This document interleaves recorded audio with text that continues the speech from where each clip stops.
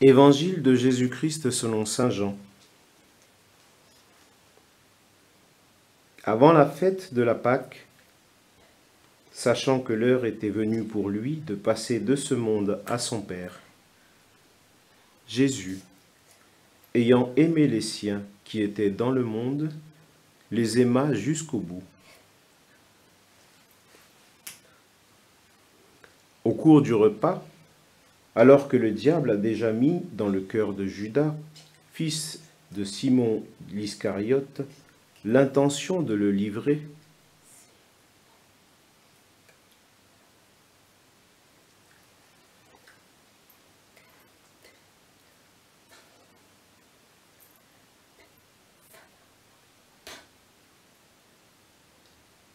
Jésus, sachant que le Père a tout remis entre ses mains, qu'il est sorti de Dieu et qu'il s'en va vers Dieu, se lève de table, dépose son vêtement et prend un linge qu'il se noue à la ceinture. Puis il verse de l'eau dans un bassin.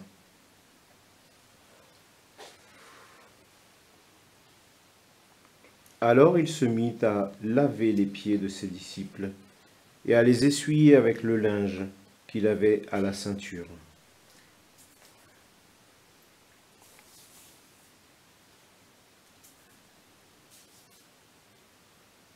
Il arrive donc à Simon, Pierre, qui lui dit : « C'est toi, Seigneur, qui me laves les pieds ?»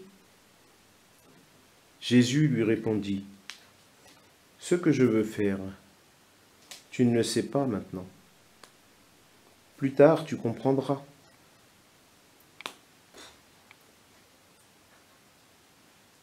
Pierre lui dit : « Tu ne me laveras pas les pieds. Non, jamais. » Jésus lui répondit : « Si je ne te lave pas, tu n'auras pas part avec moi. » Simon-Pierre lui dit : « Alors Seigneur, pas seulement les pieds, mais aussi les mains et la tête. » Jésus lui dit : « Quand on vient de prendre un bain, on n'a pas besoin de se laver. Sinon les pieds, on est pur tout entier. Vous-même, vous êtes purs, mais non, pas tous. » Il savait bien qui allait le livrer, et c'est pourquoi il disait : « Vous n'êtes pas tous purs. »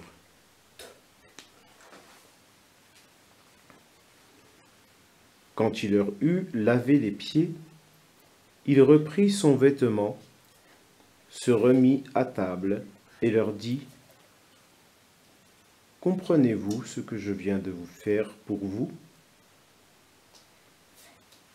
Vous m'appelez Maître et Seigneur, et vous avez raison, car je le suis. Si donc moi, le Seigneur et Maître, je vous ai lavé les pieds, vous aussi, vous devez laver les pieds les uns les autres. C'est un exemple que je vous ai donné, afin que vous fassiez vous aussi comme j'ai fait pour vous. »